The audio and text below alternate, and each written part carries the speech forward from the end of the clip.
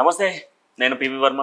ఈరోజు మనం కూకట్పల్లి నియోజకవర్గంలో ఉన్నాము. ఇది కూకట్పల్లి నియోజకవర్గం గ్రేటర్ హైదరాబాద్ పరిధిలోనే అతిపెద్ద నియోజకవర్గం చెప్పుకోవాలి. దాంతోపాటుగా ఎంప్లాయీస్ కూడా ఎక్కువ శాతం ఉండేటువంటి నియోజకవర్గం. సో ప్రస్తుతం ఎన్నికల అడావిడి మొదలైపోతున్న సిచ్యువేషన్స్ కనబడతా ఉన్నాయి. మరోవైపు రాష్ట్ర అసెంబ్లీ ఎన్నికలకు సంబంధించి నేతలంతా ప్రజాక్షేత్రంలో జరుగుతున్న సిచ్యువేషన్స్ కూడా కనబడతా ఉన్నాయి. మరోవైపు ఇప్పటికే కాంగ్రెస్ పార్టీ కూడా తెలంగాణ రాష్ట్రంలో అంటే కర్ణాటక ఎన్నికల తర్వాత కాంగ్రెస్ పార్టీ కూడా తెలంగాణలో కొంత బలోపేతంగా ముందుకు పోతున్న సిచ్యువేషన్స్ కనబడతా ఉన్నాయి. దాంతో పాటుగా వివిధ పార్టీలకు సంబంధించిన నేతలు కూడా ప్రజాక్షేత్రంలో తిరుగుతున్నటువంటి సిచ్యువేషన్స్ కనబడతాం. అయితే మాట్లాడుకుందాం కూకట్పల్లి నియోజకవర్గానికి సంబంధించి అసలు కాంగ్రెస్ పరిస్థితులు ఏంటి, కాంగ్రెస్ పార్టీలో ఎటువంటి సిచ్యువేషన్స్ ఉన్నాయి, రాబోతున్నటువంటి ఎన్నికల్లో మరి కాంగ్రెస్ పార్టీ ఈ గడ్డ పైన జెండా ఎగరవేస్తా ఉందా, ఎట్లా ఉంది తెలుసుకునే ప్రయత్నం చేద్దాం. మనతో పాటుగా టీపీసీసీ అధికార ప్రతినిధి డాక్టర్ సత్యం శ్రీరంగ గారు ఉన్నారు. అన్న నమస్తే. సో ఆల్మోస్ట్ కాంగ్రెస్ పార్టీ పరిస్థితి ఎట్లా ఉన్నాయి? కూకట్పల్లి నియోజకవర్గంలో 10 సంవత్సరాల నుంచి ఒకే ఎమ్మెల్యే, తెలంగాణ ఏర్పడిన నుంచి ఇప్పటి వరకు ఒకే ఎమ్మెల్యే ప్రాతినిధ్యం వహిస్తూ ఉన్నాడు. సో మరి ఆ ఎమ్మెల్యే ఈసారి మళ్ళీ పట్టం కట్టబోతా ఉన్నాడా లేదా కాంగ్రెస్ పార్టీ జెండా ఎగరబోతా ఉన్నాడు? నా కూకట్పల్లిలో కాంగ్రెస్ పార్టీ స్పష్టమైన ఆధిక్యంలో ఉంది, స్పష్టమైన బలంగా ఉన్నాము. 10 సంవత్సరాల నుంచి అదే ఎమ్మెల్యే ఉన్న ఆ ఎమ్మెల్యే మీద ఇసుగెత్తిపోయే ప్రజలు, ఎమ్మెల్యే అరాచకాలు, ఎమ్మెల్యే కబ్జాలు, ఎమ్మెల్యే అందుబాటులో లేని విధానం ఇవన్నీ ప్రజలు చూస్తున్నారు. ఇంకొక విషయం ఏంటంటే మాకు 2014 నుంచి కానీ 19లో కానీ ఆయన తెలుగుదేశం పార్టీలో గెలిచి టీఆర్ఎస్లోకి వచ్చాడు. టీఆర్ఎస్లో రెండోసారి గెలిచాడు. తెలుగుదేశం పార్టీ మొత్తం నిర్వీర్యం చేసి టీఆర్ఎస్లో కలుపుకోవడం వల్ల ఆయన బలంగా కనపడుతున్నాడు. కానీ ఇక్కడ ఉద్యమకారులు కానీ ప్రజా సంఘాల వాళ్ళు కానీ చాలామంది ఎమ్మెల్యే గారు వ్యతిరేకంగా ఉన్నారు. ఎమ్మెల్యే గారు ఆయన చెప్తున్నట్టుగా ఇక్కడ అభివృద్ధి శూన్యం. అభివృద్ధి అనేది నేను మళ్ళీ చెప్పి నిరంతర ప్రక్రియ. హైదరాబాద్ మొత్తం జరుగుతున్నట్టుగా ఇక్కడ ఒక ఫ్లైఓవర్లు వేసారు తప్ప వేరే ఏం లేదు. అభివృద్ధి కంటే కూడా ఇక్కడ నాలాల కబ్జాలు, చెరువుల కబ్జాలు, అక్రమ కట్టడాలు, అరాచకాలు, ప్రతిపక్షాలను అణిచివేయటం, ప్రతిపక్షాల ఫ్లెక్సీలు కనపడకుండా, ప్రతిపక్షాల ఫోటోలు కనపడకుండా, ప్రతిపక్షాల మీద కేసులు బనాయించడం, ఇదే పని తప్ప ఎమ్మెల్యే గారికి ఇంకో పని లేదు. సో బట్ మీరు కబ్జాలు చేసిర్రు, డెవలప్మెంట్ లేదని చెప్పి మీరు అంటా ఉన్నారు. కానీ 7,000 కోట్లతో మునుపు లేని అభివృద్ధిని నేను చేసిన అని చెప్తా ఉన్నాడు. అన్న మీకు అర్థం చేసుకోవాలనేది హైదరాబాద్ నగరము విశ్వనగరంగా రూపాంతరం చెందింది. అది ఒక కేసీఆర్ వల్ల కాల. గతంలో చంద్రబాబు నాయుడు 10 సంవత్సరాలు ముఖ్యమంత్రిగా ఉన్నప్పుడు చంద్రబాబు నాయుడు గారు చేసిన ప్రణాళికని కాంగ్రెస్ ప్రభుత్వం తర్వాత 10 సంవత్సరాలు కొనసాగించింది. కాంగ్రెస్ పార్టీ హయాంలో ఏర్పడ్డ ఎయిర్పోర్టు, కాంగ్రెస్ పార్టీ హయాంలో ఏర్పడ్డ రింగ్ రోడ్డు, ఆ రెండు మేము కంప్లీట్ చేసాం. ఆ రోజుల్లోనే శాంక్షన్ చేసిన బ్రిడ్జీలు కంప్లీట్ చేశాం. ఇప్పుడు కాంగ్రెస్ పార్టీ ప్రభుత్వ హయాంలో మనకి జేపీ గారు ఎమ్మెల్యేగా ఉన్నప్పుడు హౌసింగ్ బోర్డు బ్రిడ్జి అయింది. అప్పుడే ప్రపోజల్స్ ఏముంది, ఈ రైల్వే ట్రాక్ మీద ఇంకో 2 బ్రిడ్జీలు కట్టాలని ప్రపోజల్స్ అప్పుడే పెట్టాం. బాలనగర్లో పెద్ద బ్రిడ్జి కట్టని ఎమ్మెల్యే గారు చెప్తారు. ఆ పెద్ద బ్రిడ్జి బాలనగర్లో సర్వే సత్యనారాయణ కేంద్ర మంత్రిగా ఉన్నప్పుడు కాంగ్రెస్ ప్రభుత్వ హయాంలోనే ఆమోదించాం. పరిపాలన అనుమతులు తెచ్చాం. ఈరోజు ప్రభుత్వం వెళ్ళిపోయింది, కొత్త ప్రభుత్వం వచ్చింది. మెట్రో కాంగ్రెస్ పార్టీ హయాంని కాంగ్రెస్ పార్టీ రెడీ చేసింది మెట్రోని. ఈ మెట్రో, రింగ్ రోడ్డు, ఎయిర్పోర్టు ఆధారంగా ఈ నగరం అభివృద్ధి చెందింది. వాటర్ కూడా కాంగ్రెస్ పార్టీ తీసుకొచ్చింది. ఆ రోజు కూడా గోదావరి జలాలు తేవాలన్న ప్రపోజల్ కాంగ్రెస్ పార్టీదే. కృష్ణా జలాలు 3వ విడత కూడా కాంగ్రెస్ పార్టీ. ఈ హైదరాబాద్ నగర ప్రజల దాహార్తిని తీర్చడం కోసం పీజీఆర్ గారు ఇక్కడ ఎమ్మెల్యేగా, మంత్రిగా, ప్రతిపక్ష నాయకుడిగా, సిఎల్పి లీడర్గా అనేక స్థానాల్లో ఆయన ప్రజల్లో భాగమై ఎన్నోసార్లు కొట్లాడిన వ్యక్తి ఆయన. కాంగ్రెస్ పార్టీ చేసిన అభివృద్ధి పునాదుల మీద ఈరోజు టీఆర్ఎస్ ప్రభుత్వం నడుస్తుంది. ఈ అభివృద్ధి పునాదుల మీద టీఆర్ఎస్ ప్రభుత్వం భూములు అమ్ముకొని బతుకుతుంది, అందులో ఎటువంటి సందేహం లేదు. అందులో భాగంగానే ఎమ్మెల్యే గారు ఇక్కడ కొన్ని బ్రిడ్జిలు కట్టారు, కొన్ని రోడ్లు వేశారు. ట్రాఫిక్ ఎక్కడ సాల్వ్ కాలేదు, ట్రాఫిక్ పెరుగుతూనే ఉంది. ఇప్పుడు కేటీఆర్ గారు ఏం చేస్తారు, ఇంత ముందు ఒక బిల్డర్కి ఒక అనుమతి కావాలంటే, బిల్డింగ్ అనుమతి కావాలంటే మీకు దాదాపుగా కేవలం ఒక ఇన్ని గజాలంటే ఇంత కట్టి ఇచ్చేవాళ్ళు. ఇప్పుడు అడ్డగోలుగా అనుమతి ఇస్తారు. మీరు వచ్చారు కదా, ఇక్కడ లోదా, ఆ పక్క నుంచి 1 సిటీ, ఆ పక్కన పోతే ఇటు పోతే అరబిందో, ఇవన్నీ ఒక్కొక్క 2 ఎకరాలు 3 ఎకరాలు 2-3 లక్షల ఎస్ఎఫ్టీ ఇచ్చి అంత పబ్లిక్ వస్తే అన్ని కార్లు, అక్కడ జనం, ఎక్కడ ఏ రోడ్లు, ఎన్ని 100 ఫీట్ల రోడ్లు అయితే సరిపోతాయి. కాబట్టి అదే చెప్తున్నాం, అభివృద్ధి అనేది వేరు, ఇక్కడ అరాచకం అనేది వేరు. అంటే ఇక్కడ అభివృద్ధి జరుగుతుందో అరాచకం జరుగుతుందో? అరాచకం జరుగుతుంది. అరాచకం అంటే నేను అన్ని చేస్తా ఉన్నా, ప్రజలతో అమేకమై ఉంటున్నా, నిత్యం కూడా ప్రజల క్షేత్రంలో ఉంటున్నా, ప్రతిరోజు అంటే 365 రోజులకు 365 రోజులు ప్రజల్ని కలవకుండా లేని రోజు లేదు అని చెప్తా ఉన్నాడు ఎమ్మెల్యే. ఎమ్మెల్యే గారు మార్నింగ్ 6 గంటలకు లేచి నేను ప్రజల దగ్గర ఉంటాడు, లేచి 6 గంటలకు ఇంట్లో ఉంటున్నాడు, 6 గంటలకు అందరి ఇంటి దగ్గర రావాలి, 8:30 9 దాకా ఆయన అవైలబిలిటీ ఉన్నాడు. ఆఫ్టర్ 10 o'clock ఎప్పుడున్నా ప్రజలకు కలిసాడా? 10 గంటల తర్వాత ఆయన ఎవరికి అవైలబిలిటీ ఉండదు. 10 గంటల తర్వాత మార్నింగ్ 6 గంటలకు ఉంటాడు, ఆడావుడిగా లేచి వచ్చిన వాళ్ళతో దన సీరియస్గా మాట్లాడు, కొబ్బరికాయలు శంకుస్తాడు 6 గంటలకి. నువ్వు కొబ్బరికాయ కొట్టారు ఒక్క దగ్గర నిలిచి అవుతారు మాట్లాడతావా? వాళ్ళు నువ్వు ఒక బస్తీకి పోతే ఆ బస్తీ జనం లేచి బ్రష్ చేసుకోముందే నువ్వు కొబ్బరికాయ కొట్టేసి వెళ్ళిపోతారు. వాళ్ళు బయటకు వచ్చి బ్రష్ చేసుకుంటే ఏమైందని ఇంతకుముందు ఎమ్మెల్యే గారు కొబ్బరికాయ కొట్టారంట అని చెప్పుకుంటారు. అంటే బ్రహ్మముహూర్తం ఆ టైంలో ఉందని అసలు ఆయన పేరు కొబ్బరికాయల కృష్ణారావు అని పేరు పెట్టారు చాలా మంది ఇంతకుముందు, గతంలో కూడా చాలా మంది. ఎందుకంటే లేవని టక్కట కొబ్బరికాయ కొట్టి వెళ్ళిపోవడమే అది పరిస్థితి. అని ఇంకోటి ఏంటంటే ఎమ్మెల్యే గారు కళాచికాలని ఎందుకు అంటున్నంటే జయప్రకాష్ నారాయణ కూకుట్పల్లి నియోజకవర్గం ఏర్పడ్డాక 2009 నుంచి 2014 జయప్రకాష్ నారాయణ ఎమ్మెల్యేగా ఉన్నారు. 2009 నుంచి 2014 వరకు ఉన్న చెరువులు సరిహద్దులు విస్తీర్ణం ఇప్పుడు ఎమ్మెల్యే అయినాక 2014 నుంచి 2023 చెరువుల విస్తీర్ణం ఆ రోజు కట్టడాలు ఈ రోజు కట్టాలి. ఆయన షాడో ఎమ్మెల్యే చెప్పుకునే వ్యక్తులు ఈ రోజు 170 అపార్ట్మెంట్లు ఇదే కేబిహెచ్పి కాలనీ బాలాజీనగర్లో 200 గజాల్లో 13 ఫ్లాట్లు 14 ఫ్లాట్లు 200 గజాలు 14 ఫ్లాట్లు కట్టిన బిల్డింగ్లు ఒక 100 ఉంటాయి. ఎన్ని పేపర్లు రాశారు? ఎవరు పడుచుకున్నారు? ఎన్ని పార్కులు కబ్జా పెట్టారు? ఎవరు పడుచుకున్నారు? ఇప్పుడు మీకు నేను స్పష్టంగా ఆరోపణ చేస్తున్నా, స్పష్టమైన ఆరోపణ. ఎమ్మెల్యే గారు బాలానగర్లో నాలా కబ్జా పెట్టి నాలాలు పక్కన 2 ఎకరాలు అమ్ముకుంటున్నారని చెప్పి నేను కలెక్టర్గా కంప్లైంట్ చేస్తే 100 ఫీట్ల నాలాని 30 ఫీట్లు చేశారు. నీకు కావాలంటే వీడియో కూడా చూపిస్తాను. వెనకున్న కళ్యాణ్ నగరు, వినాయక నగరు, చరబన్ రాజకాలని మునిగిపోతే అని నేను పోయిన సంవత్సరం చెప్పాను. అంతకుముందు 2020 వరదలు వచ్చినప్పుడు మునిగిపోయి 3 రోజులు వాళ్ళు నీళ్ళలో ఉన్నారు. ఇలాంటి పరిస్థితి కబ్జాను అరికట్టమని మేము అఖిలపక్షం Congress, TRS, BJP, CPI, CPM, BSP ఎన్ని కలిపి మేము వెళ్తే కనీసం ఎమ్మెల్యే కబ్జాలు చేస్తూ ఉన్నాడు అని చెప్పేసి మీరు అంటారు. పూర్తి సాక్ష్యాధారాలు మీ దగ్గర ఉన్నాయి? పూర్తి నేను మళ్ళీ మీరు ఇంకో ఇంటర్వ్యూ తీసుకోండి, అన్ని పేపర్స్ మేము ముందు పెడతాం. ఒకటి చెప్తాను మీకు ఆ రోజు చెరువులు ఈ రోజు చెరువులు విస్తీర్ణం, ఆ రోజు చెరువులు ఏమైనా ఈ రోజు చెరువులు ఏమైనా, ఆ రోజు ఎన్ని ఉన్నాయి ఈ రోజు. ఇప్పుడు ఇక్కడ దాకా మీరు నాకు ఇంటర్వ్యూ చేసే టైంకి పర్లాంగ దూరంలో కైతలాపూర్ దగ్గర చెరువు ఉంటుంది, రాఘవేంద్ర కాలనీ. ఎమ్మెల్యే గారు పోయి అక్కడ పోయిన సంవత్సరం డిసెంబర్ 27వ తారీఖు కాబట్టి ఎమ్మెల్యే గారు ఇంటర్వ్యూ డిసెంబర్ 27 వెళ్ళి నేను ఇక్కడ ఉన్నా, మీకు బుద్ధి ఉందా బుద్ధి లేదా, ఆర్ఐ ఎంఆర్ఓ ఎట్ట బూట్ చేశారని అన్నాడు. 2 రోజులు తీసేయాలి, నేను కేటీఆర్ కంప్లైంట్ చేస్తాను. అది ఇప్పుడు అంతే ఉంది. ఆ ప్లాట్లు అమ్ముకున్నారు అవన్నీ. అది నాలా డైవర్ట్ చేయబట్టి ఈరోజు సఫ్దర్ నగరు, రాజీవ్ గాంధీ నగరు, కల్లాపూర్ డివిజన్లో మునిగిపోతున్నాయి.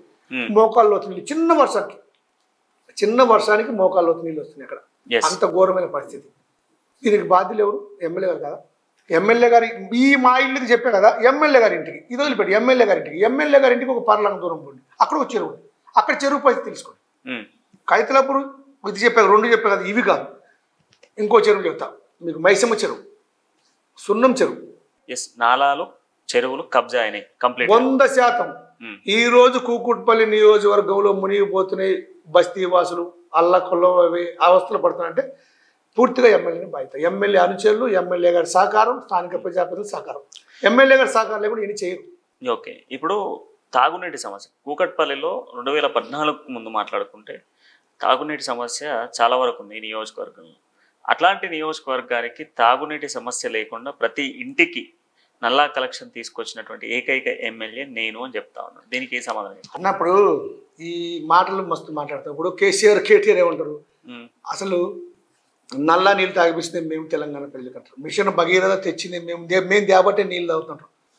కేటీఆర్ చిన్నప్పుడు ఉన్నప్పుడే అనేక గ్రామాల్లో కాంగ్రెస్ ప్రభుత్వం దాదాపు ప్రతి గ్రామానికి 80% మంచినీటి సౌకర్యం కల్పించింది. 80% పైప్ లైన్ నల్లాలు ఇచ్చింది. హైదరాబాద్లో 2014 ఎమ్మెల్యే ఛాలెంజ్ చేద్దాం. 2009లో 14కు ముందు ఆయన చెప్పారు కదా, 2013కు ముందు మంజీరా కనెక్షన్ లేని, ఇప్పుడు మంజీరా కనెక్షన్ లేదండి. కొత్త కదా ఇది, కొత్త ఇళ్ళకి ఇచ్చాడు తప్ప కొత్త పాత ఇళ్ళకి ఉన్నాయో లేవో కనెక్ట్ చెక్ చేద్దాం. దాన్ని సిద్ధంగా ఉన్నాం. ఆయన ప్రతినిధి రమ్మను, ఆయన రమ్మను. ఆ రోజు ఎన్ని ఉన్నాయి మంజీరా కనెక్షన్స్, ఈ రోజు మంజీరా కనెక్షన్స్. కొత్త ఇల్లు కడితే వాటికి నల్లాలు ఇచ్చారు తప్ప ఆల్రెడీ కాంగ్రెస్ ప్రభుత్వ హయాంలోనే ఎన్నో ఇళ్ళకి వాటర్ సౌకర్యం కల్పించాము. కృష్ణా 3వ దశ థర్డ్ స్టేజ్ తెచ్చి వాటర్ లేకుండా చేసాం. కాకపోతే ఇది గోదావరి జలాలు ఆ రోజు కూడా కాంగ్రెస్ ప్రభుత్వం ఒకటే నిర్ణయించింది, గోదావరి నదిలో పుష్కలంగా వాటర్ ఉంది కాబట్టి మన హైదరాబాద్కి నీటి కొరత తీరాలంటే గోదావరి నుంచి పంపు చేసిన గోదావరి జలాలే దిక్కంది. గోదావరి జలాలు ప్రయత్నం చేసింది కాంగ్రెస్ పార్టీ, దాన్ని పూర్తి చేసి టీఆర్ఎస్ ప్రభుత్వం. అంటే అన్నీ మేమే చేసాం, అన్నీ నేనే చేశా. ఆయన దగ్గర ఉన్నది ఏంటంటే నేనే చేశాను, నేనే చేశాను. ఈ నేను అనేది తాత్కాలికం, గుర్తుపెట్టుకోవాలి. ఆయన కూడా గుర్తుపెట్టుకోవాలి, ఆయన శాశ్వతం కాదు, ఎవరు శాశ్వతం కాదు. ఆయన తాత్కాలిక ఎమ్మెల్యే, రేపు ఇంకొక ఎమ్మెల్యే వస్తారు. ఎప్పటికీ నేనే ఉంటా, నేనే ఇచ్చాను అనేది చాలా దుర్మార్గం అంటున్నాం. రాష్ట్ర ప్రభుత్వం అమలు చేస్తున్నటువంటి పథకాలు కూకట్పల్లి నియోజకవర్గ ప్రజలందరికీ అందుతా ఉన్నాయి. ప్రతి ఇంటికి ఏదో ఒక పథకం, ఏదో ఒక లబ్ధి చేకూరినటువంటి వ్యక్తులే ఉన్నారు కూకట్పల్లి నియోజకవర్గంలో అని చెప్తా ఉన్నారు. దీన్ని కూడా పూర్తి ఖండిస్తున్నా. కాంగ్రెస్ పార్టీ హయాంలో ప్రభుత్వ పథకాలు నిష్పక్షపాతంగా అన్ని వర్గాల ప్రజలకు ఇచ్చేవాళ్ళు. ఇప్పుడు టీఆర్ఎస్ ప్రభుత్వంలో ఈ ఎమ్మెల్యే కేవలం టీఆర్ఎస్ కార్యకర్తలకు మాత్రం ఇస్తారు. దళిత బంధు మొత్తం టీఆర్ఎస్ కార్యకర్త, ఇప్పుడు బీసీ బంధు మొత్తం టీఆర్ఎస్ కార్యకర్తలకి, మైనార్టీ బంధు మొత్తం టీఆర్ఎస్ కార్యకర్తలకి, నియమ్మడి తిరిగే వాళ్ళకి డబుల్ బెడ్రూమ్. ఎందుకు దళిత బంధులో 25,000 మందికి ఇచ్చినా అని చెప్తా ఉన్నాడు, సారీ 2,500 మందికి ఇచ్చినా అని చెప్తా ఉన్నాడు. దళిత బంధు నియోజకవర్గానికి 100 మందికి ఇచ్చారు, డివిజన్కి 10 మంది ఇచ్చారు. డివిజన్కి 10 మంది మొదటి విడత ఇచ్చారు, రెండో విడత ఇస్తామని చెప్పారు. ఇంత రెండో విడత ఇంకా దళిత బంధు నిధులు విడుదల కాలేదు. ఏ నియోజకవర్గంలో లేని డబుల్ బెడ్రూమ్ ఇళ్ల నిర్మాణాలు కావచ్చు, లేకపోతే పంపిణీ కార్యక్రమాలు కావచ్చు, ఎక్కువ శాతం యాజ్ పర్ గవర్నమెంట్ రూల్స్ ప్రకారం ఇస్తున్న నియోజకవర్గం కూడా ఇదే అని చెప్పేసి మాధవరం కృష్ణారావు చెప్తా ఉన్నారు. దీన్ని కూడా ఛాలెంజ్ చేస్తున్నా. ఎమ్మెల్యే గారు నేను 20,000 మందికి ఇల్లు ఇస్తాడు, 5,000 మందికి ఇస్తాడు, తర్వాత 2,000 మందికి ఇస్తాడు. మా నియోజకవర్గంలో కట్టింది 114 ఇల్లు చిత్తారం బస్తీ మొదటి విడతలో ఎమ్మెల్యే అయినప్పుడు. అది కూడా గవర్నమెంట్ ల్యాండ్ కాదు, ప్రైవేట్ ల్యాండ్లో ఇల్లు తీసుకొని కట్టారు. కట్టి ఆ బస్తీ వాసు చిత్తారం బస్తీ వాసుకి ఇచ్చారు. అందులో కూడా అక్రమాలు అన్ని పేపర్లో వచ్చింది, గొడవ జరిగింది. తర్వాత ఇప్పుడు మళ్ళీ మా ఇంటర్వ్యూ అయితే మా ఇంటికి జస్ట్ పర్లాంగ దూరంలో డబుల్ బెడ్రూమ్ ఇల్లు కట్టారు. మొత్తం 240 యూనిట్లు కాదు, 140 అనుకుంటా, 70 140 యూనిట్లు, మొత్తం 140 యూనిట్లు. ఇది 140 ఇల్లు. ఈ ఇంకొకటి మూడోది బబ్బుగూడ దగ్గర అల్లాపూర్, బబ్బుగూడ మూసపేట అల్లాపూర్ మధ్య డివిజన్ లో బబ్బుగూడ దగ్గర శంకుస్థాపన 4 years అయింది. ఎందుకు అట్లా, ఎక్కడ ఇచ్చారు? మీకు ఇచ్చింది ఇవి తప్ప ఇంకా కట్టింది ఏమన్నా కూకట్పల్లి? నువ్వు డబుల్ బెడ్రూమ్ ఎట్టిచ్చని చెప్తావు, 1,000 ఇల్లు ఇట్టిచ్చని చెప్తావు. ఇది అబద్ధం కదా. అసలు మన ఇంటి పక్కన 142 ఇల్లు, మా ఇంటికి జస్ట్ పర్లాంగ దూరంలో ఉంటాయి. ఆ 142 ఇల్లు ఇంతవరకు నువ్వు ఎలాంటి చేయలేదు కదా ఈ రోజు వరకు. అంటే ఇప్పుడు ప్రభుత్వ స్కీమ్స్ కానీ లేదా రాష్ట్ర ప్రభుత్వం అమలు చేస్తున్న పథకాలు కానీ ఎవి ప్రజలకు అందట్లేదు అంటారా? కంప్లీట్ నేను ప్రజలకు అందట్లేదు. ప్రభుత్వ స్కీములు దాదాపుగా ఎక్కువ శాతం టీఆర్ఎస్ కార్యకర్తలకు అందిస్తున్నారు, ప్రజలను మోసం చేస్తున్నారు. ప్రజలకి పథకాలు వస్తాయని చెప్పి మీరు ఇలా చేస్తున్నారు. ఇది నేను మోసం అన్న, నేను అందరికి ఇస్తున్నా, అందరికి సమానంగా చూస్తున్నా. ముఖ్యమంత్రి కేసీఆర్ గారు అయినా రాజశేఖర్ గారు ఏ పార్టీ ముఖ్యమంత్రి అయినా ప్రజల తరఫున ముఖ్యమంత్రి, ప్రజలకి రిప్రజెంటేషన్ చేయాలి. ఈ రోజు జరుగుతుంది ఏంది, మీరు పక్షపాతంగా ఒక పార్టీకి ఒకే పక్కన చేస్తున్నారని చెప్పి ఆరోపణ. ఇది నిజం, మీరు గ్రౌండ్లో తెలుసుకోండి అన్న, ఇది నిజం. అనేక పర్యాయాలు నిరూపితమైంది. మీరు డబుల్ బెడ్రూమ్ ఇల్లు విషయంలో కావచ్చు, దళిత బంధు విషయంలో కావచ్చు, బీసీ బంధు కావచ్చు, మైనార్టీ బంధు కావచ్చు, కేసు అన్నీ కూడా వన్ సైడ్ చేస్తున్నారు కార్యకర్తలు. వేరే పార్టీ నాయకులకి, వేరే పార్టీ ప్రజలకి ఎక్కడ మీరు కాదు. ఈరోజు ముఖ్య ఎమ్మెల్యే గారు చెప్పినట్టుగా డబుల్ బెడ్రూమ్ ఇల్లు వెరిఫై చేద్దాం. మనకు అక్కడ ఇక్కడ 3 చోట్ల, ఒక దగ్గర శంకుస్థాపన ఇచ్చారు, ఒక చోట ఇంకా అందుబాటులో లేదు, ఒక చోట్ల 100 ఇల్లు ఇచ్చారు కానీ వాళ్ళకి అక్కడ మాత్రమే. ఇది నా ఆరోపణ. చేసిన అభివృద్ధి నన్ను 3వసారి కూడా భారీ మెజారిటీతో గెలిపించబోతా ఉంది. 1,00,000 మెజారిటీతో ఈసారి నేను ఇక్కడ గెలవబోతా ఉన్నా. అయితే ఎమ్మెల్యే గారి అది ఓవర్ కాన్ఫిడెన్స్ అంటారా, అతి దీని అంటారు. ఎమ్మెల్యే గారు మీరు తెలుగుదేశం పార్టీకి ద్రోహం చేసి ఈరోజు ఈ పార్టీలోకి వచ్చారు. తెలుగుదేశం పార్టీ లేదు కదా, ఏ పార్టీ మీద గెలిచారు? లేనప్పుడు లేని రోజు రావాలి తప్ప, పార్టీ ఉన్నప్పుడు ఆ పార్టీని, సిఎల్పిని, పార్టీ లెజిస్లేటివ్ పార్టీనే ఇంకో ప్రాంతీయ పార్టీలో కలిపిన ఘనత వీళ్ళకి, ఈయనకి ఎర్రబెల్లి దయాకర్ గారికి, వీళ్ళిద్దరు ఘనతే కదా. ఆ రోజు రేవంత్ రెడ్డి గారు దొరకడానికి కూడా కారణం వీళ్ళే కదా. తెలుగుదేశం పార్టీ భూస్థాపితం కావడం తెలంగాణలో ముఖ్య కారకుల్లో ఈయన ఒకడు. అది తెలుగుదేశం పార్టీ కార్యకర్తలందరూ మనసులో ఉంది, కసి పెట్టుకోవడం నీ మీద. తెలుగుదేశం పార్టీ తెలంగాణలో భూస్థాపితం కావడానికి కొందరిలో నువ్వు ఒకరివి. తెలుగుదేశం నుంచి టీఆర్ఎస్ 2 ఎమ్మెల్యే గెలిచావు. ఆయన నా ఎదురు ఎవరు లేరు, నేను ఒక్కడినే మగోడిని, నా ఎదురుగా ఎవ్వరు లేరు, నేను బలవంతున్నా ఉండను. ఎంత బలవంతమైన సర్పమైనా సరే చలి చీమల చేతులు చచ్చిపోద్ది. సమయం వచ్చినప్పుడు ప్రజలు కర్రు కాల్చి వాత పెడతారు. నీ అక్రమాలు, నీ యొక్క ఆస్తులు, నీ యొక్క ప్రవర్తన, నీ అహంకారం ప్రజలు గమనిస్తున్నారు. నేనైతే ఒకటే చెప్తున్నా, కాంగ్రెస్ పార్టీ ఇక్కడ బలంగా ఉంది. ఈసారి ఎట్టి పరిస్థితుల్లో కృష్ణారావు గారు ఓడిపోతున్నారు. ఓకే, కాంగ్రెస్ పార్టీ బలంగా ఉన్నదని మీరు అంటా ఉన్నారు. ఇంతకుముందు గతంలో మలవరం కృష్ణారావు గారు చేసిన టీడీపీలో గెలిచి టీఆర్ఎస్లో కలిసినట్టుగానే కాంగ్రెస్ పార్టీలో గెలిచి బీఆర్ఎస్ పార్టీ, టీఆర్ఎస్ పార్టీ ఇక్కడ కప్పుకున్న ఎమ్మెల్యేలు కూడా ఉన్నారు. ఇప్పుడు వాళ్ళకి మేము బుద్ధి చెప్పాలని చెప్పి మా రేవంత్ రెడ్డి గారి నాయకత్వంలో బలంగా ఈసారి ఎక్కడైతే కాంగ్రెస్ పార్టీ ఎమ్మెల్యేపై బీఆర్ఎస్లో కలిశారు వాళ్ళ ఓటమికి ప్రత్యేక ప్రణాళిక మేము తయారు చేసింది పిసిసి ప్రధాన కాంగ్రెస్ కమిటీ. అదేవిధంగా పార్టీలో గెలిచి ఈ ప్రయాసాన్ని ఒక చదువుకున్న వ్యక్తిగా చెప్తున్నా, ఒక రాజకీయ పార్టీ నాయకుడు చెప్పట్లేదు. ఒక పార్టీలో గెలిచి ఇంకో పార్టీలోకి వెళ్ళి అంత ద్రోహం అనేది తల్లికి పాలదాయిలు రెండు గుద్దంటే అంత దుర్మార్గమైన వ్యభిచారం కంటే ఘోరమైన ప్రవృత్తి. అలాంటి ప్రవృత్తి ప్రయాసం బతకాలంటే క్లోజ్. ఇలాంటి దుర్మార్గుల్ని డబ్బుల కోసం అమ్ముడుపోయే దుర్మార్గుల్ని బుద్ధి చెప్పాలి. వీళ్ళని శాశ్వతంగా ప్రజా జీవితాన్ని తొలగించాలి. నీకు ఒక పార్టీ అవకాశం ఇస్తే ఆ పార్టీలో గెలిచి ఇంకో పార్టీలో పోవడం, నీకు దమ్ముంటే రాజీనామా చేసి ఇంకో పార్టీలోకి గెలవాలి. ఈ పార్టీ గుర్తు మీద గెలిచి ఇంకో పార్టీకి వెళ్ళబోతాం. కాంగ్రెస్ పార్టీ ఈసారి సీరియస్గా తీసుకుంటుంది. అలాంటి వ్యక్తులు మేము టికెట్లు ఇవ్వట్లేదు.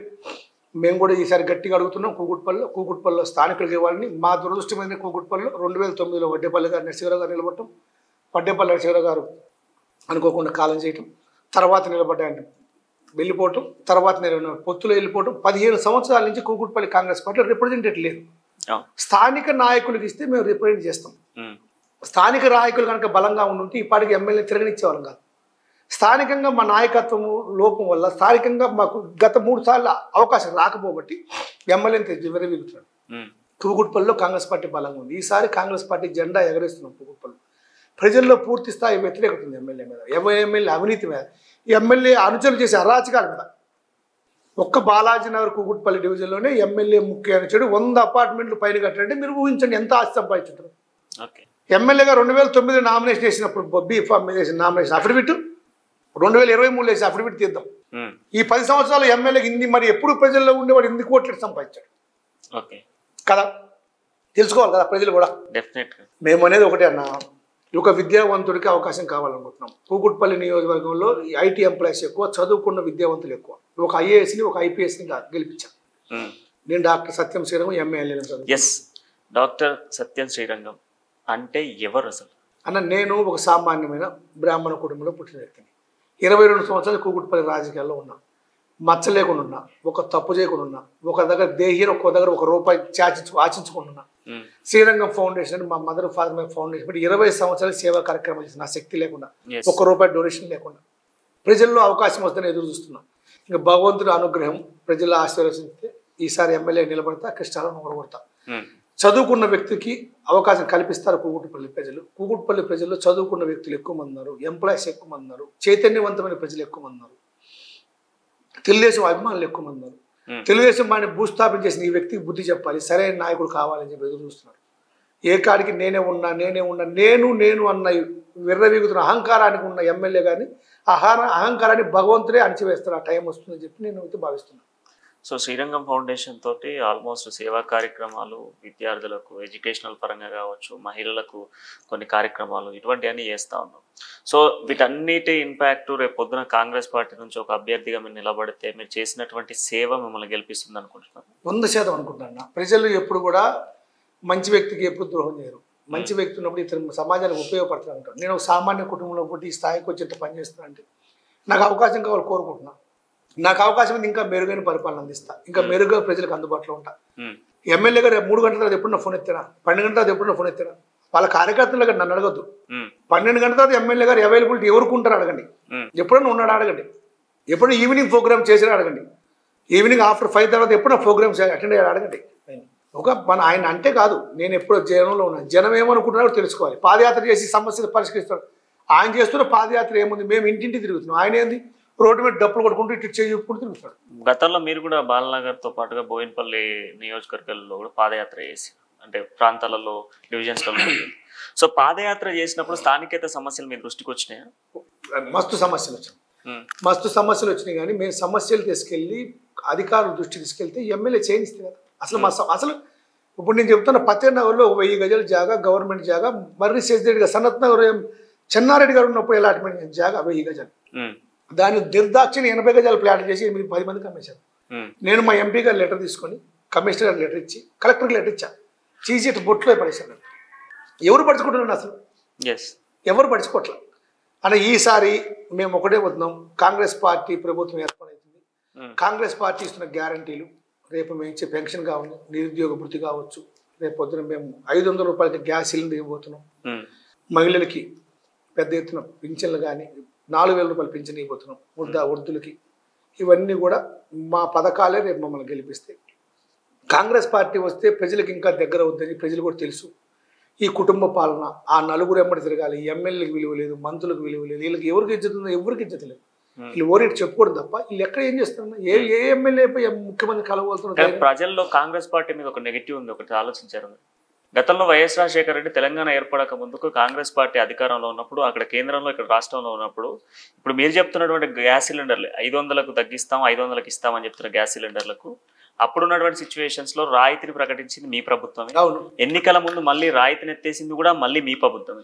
మళ్ళీ ఇప్పుడు ఎన్నికలు వస్తా ఉన్నాయి, 500 గ్యాస్ ఇస్తామని చెప్తున్నది కూడా మళ్ళీ కాంగ్రెస్ ప్రభుత్వం. అన్న అప్పుడు రాయితీని ఎత్తేసినా కూడా రాజశేఖర రెడ్డి గారు మా ఆడపిల్లల మీద ఆ రాయితీ పడవద్దు అని చెప్పి 50 రూపాయలు సబ్సిడీ ఇచ్చి కూడా రాజశేఖర రెడ్డి గారు ఆ సబ్సిడీ ఇచ్చి మళ్ళీ సిలిండర్ ఇచ్చాం. మేము ఆ అదనపు భారాన్ని రాష్ట్ర ప్రభుత్వం భరించిందని ఆ రోజు సిలిండర్ విలువ 482 రూపాయలు అన్నా.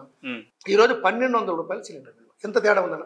ఆ రోజు బ్యారెల్ పెట్రోల్ ధర, ముడి బ్యారెల్ ధర $114-130 ఉన్నా కూడా పెట్రోల్ ధర 70 రూపాయలకే ఇచ్చింది పెట్రోల్. ఈరోజు 100 రూపాయల పెట్రోల్ అయిపోయింది. ప్రభుత్వం, కాంగ్రెస్ ప్రభుత్వం ప్రజల తరపున పోరాటం చేసే ప్రభుత్వం, ప్రజా తరపున ఉండే ప్రభుత్వం.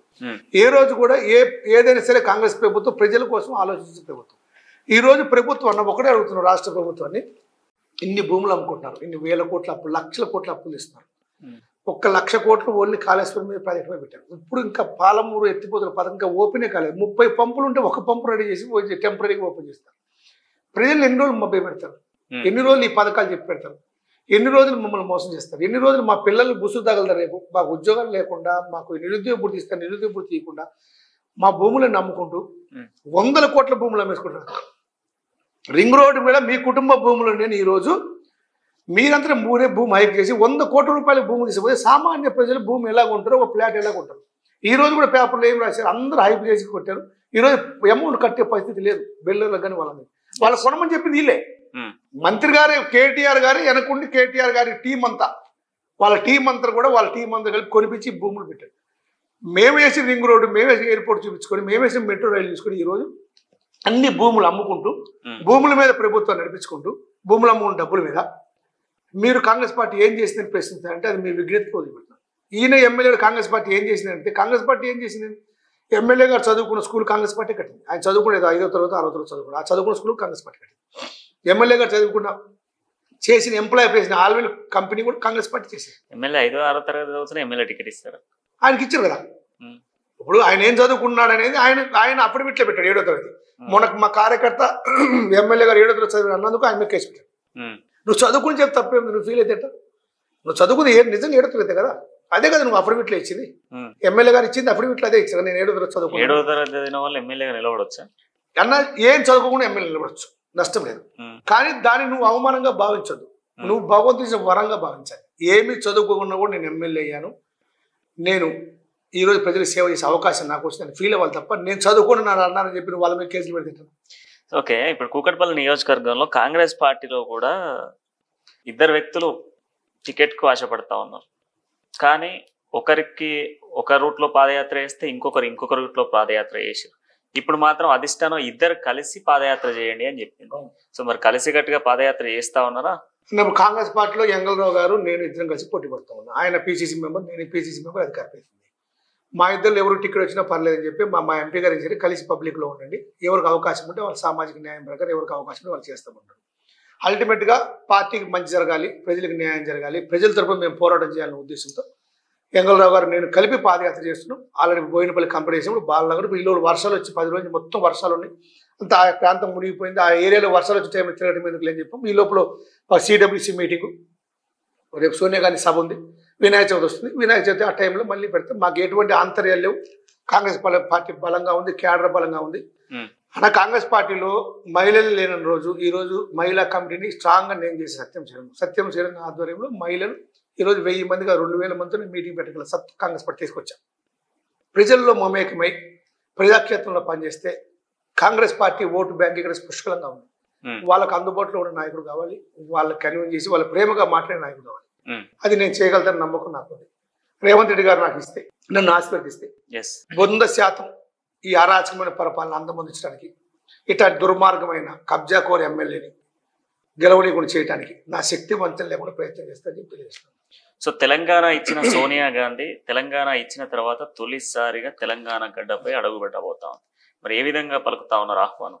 దాన్ని పెద్ద ఎత్తున ఏర్పాటు చేస్తున్నామన్న తుక్కుగూడ దగ్గర. దాన్ని కమిటీలు వేసుకుంటున్నాము.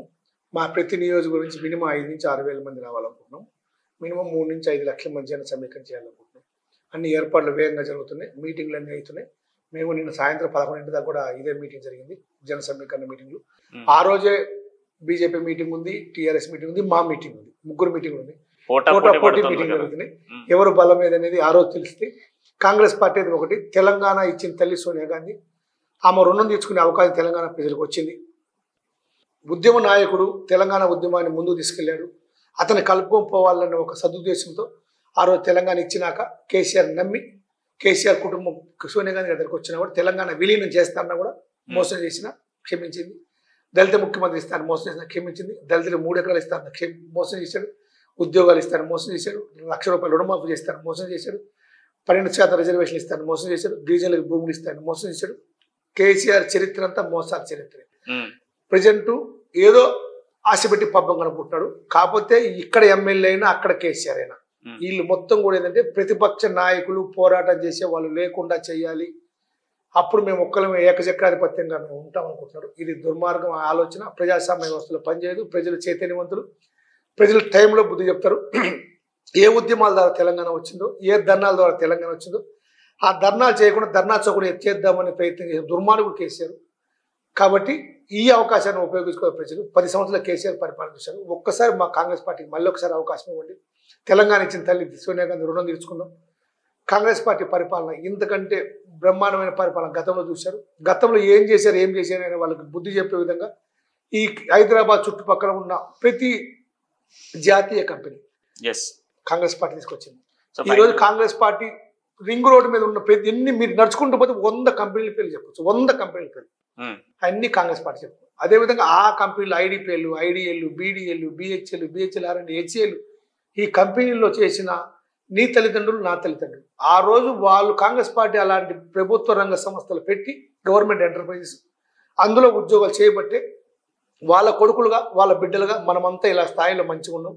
అది గమనించి ఆ తండ్రులు కానీ ఆ బిడ్డలు కానీ కాంగ్రెస్ పార్టీ పరిపాలన ఎలా ఉంటుందో చెప్పాల్సిన బాధ్యత వాళ్ళకే ఉందని చెప్పి ఇంకోసారి విజ్ఞప్తి చేస్తాం. సో ఫైనల్గా అసలు డాక్టర్ సత్యంది అవినీతి రాజకీయ నాయకులపై పోరాటమా లేదా నియోజకవర్గ అభివృద్ధి కోసం పోరాటమా? అయినా అవినీతి రాజకీయాల మీద పోరాటం చేస్తేనే అవకాశం వస్తే నియోజకవర్గ అభివృద్ధి చేయగలుగుతాం. నాకు అవకాశం కల్పింది ఒక ప్రణాళికాబద్ధంగా ఇంకా అభివృద్ధిలో తీసుకెళ్తాను చెప్తున్నాను. ప్రజలకు అందుబాటులో ఉండాలి, ప్రజల సమస్యలు వినాలి. మా ఎమ్మెల్యే గారు 2 నిమిషాల సమస్యని ఓపికే ఉండదు. నేను కాదు, ఎవరు మీరు పోయి మాట్లాడండి. ఆయన 2 నిమిషాలు మీ కళ్ళలో చూసి మాట్లాడమని చాలా. ఆయన మళ్ళీ 9 సంవత్సరాలు మళ్ళీ ఎమ్మెల్యే గెలిచాడు. 5 నిమిషాలు నీ కళ్ళల్లో చూసి ప్రశాంతంగా ఆయన మాట్లాడమని చాలు. నేను ఛాలెంజ్ చేస్తాను. నేను గంట సేపు మాట్లాడతాను. రాష్ట్ర సమస్యలు, దేశ సమస్యలు, నియోజకవర్గ సమస్యలు నేను గంట సేపు మాట్లాడతాను. అలాగే మాట్లాడి చాలా మంది ఉండొచ్చు. నువ్వెందుకు మాట్లాడని అడుగుతున్నావు. అది నీ నిజాయితీ, నీ అవినీతి. నువ్వు అవినీతి గురించి అడిగితేనే నువ్వు నిజాయితీ పడి నువ్వు ఎందుకు అంత ఇరిటేట్ ఎందుకు అవుతున్నావు? ప్రతిపక్షాలు దొంగలు ఎందుకు అవుతున్నావు? నువ్వు ప్రతిపక్షంలో అని చెప్పి అధికార పక్షానికి వచ్చావు కదా. నువ్వు ప్రతిపక్షంలో గెలిచి అధికార పక్షానికి అమ్ముడు పోయావు కదా. ఇందులో తప్పే ఉంది. అందులో అమ్ముడు పోయారు కాబట్టి అడుగుతున్నారు. ఇదంతా నిజాలు కాబట్టి అడుగుతున్నారు. నీ మీద అబద్ధం ఆరోపణ ఎవరు చేయట్లేదు. నేను కొందరిని సూటిగా కొందరు పేర్లు చెప్తాను, ఒకే పదంలో వాళ్ళ గురించి చెప్పండి. కేసీఆర్ పెద్ద అవినీతిపరుడు, కేటీఆర్ మంచి విద్యావేత్త, హరీష్ రావు మంచి ప్లానర్, ఎమ్మెల్సీ కవిత మంచి ఆడపడుచు అంతే, రేవంత్ రెడ్డి టైగర్ మాకంత స్ఫూర్తిదాయకమైన నాయకుడు, రాహుల్ గాంధీ, ఇంకా మా హీరో సీతక్క, ఆమె కూడా మా హీరోనే, బండి సంజయ్, ఇంకా కామెడీ రాజకీయ నాయకుడు కిషన్ రెడ్డి గారు మంచి కార్యకర్త, కష్టపడ్డ రాజకీయ నాయకుడు. పిఎం మోదీ. ఆయన విజన్ అయింది, ఆయన హిందుత్వం, ఆయన విజన్లో ఆయన పరిపాలిస్తున్నారు అంతే. ఆయన విజన్ ప్రజలకు ఇష్టం లేకపోయినా ఆయన విజనే గొప్ప అనుకుంటున్న నాయకుడు. డాక్టర్ సత్యం శ్రీరంగం కష్టపడుతూ ప్రతిపక్షంలో ఉంటూ ఏ రోజు కూడా అవకాశం కోసం ఎదురు చూస్తున్న ఒక సామాన్యుడిని. అవకాశం కోసం ఎదురు చూస్తున్న సామాన్యుని. అవకాశం వస్తే నిరూపించుకుందామని చూస్తున్నాం. భగవంతుడు అవకాశం కొట్ల అంతే. థ్యాంక్ యూ సత్యం. మనం మళ్ళీ కలుద్దాం ప్రజాక్షేత్రంలో. మీ ఒక కాంగ్రెస్ పార్టీ గెలుపు కోసం మరి ఏ విధంగా పనిచేస్తా ఉన్నారు ప్రజాక్షేత్రంలో మళ్ళీ కలుద్దాం. సో ఇది మొత్తానికి నియోజకవర్గ అభివృద్ధి కోసమే కాంగ్రెస్ పార్టీ ఎదుగుదల. రేపు ఉదయం కాంగ్రెస్ పార్టీని కూకట్పల్లి నియోజకవర్గంలో జెండా ఎగరవేసే విధంగా, స్థానికేత సమస్యలు నెరవేర్చే విధంగా గత 9.5 సంవత్సరాల నుంచి కూడా ఎమ్మెల్యే ప్రజలకు ఏం చేసిండు అనేది ప్రజల దృష్టిలో ఉంది.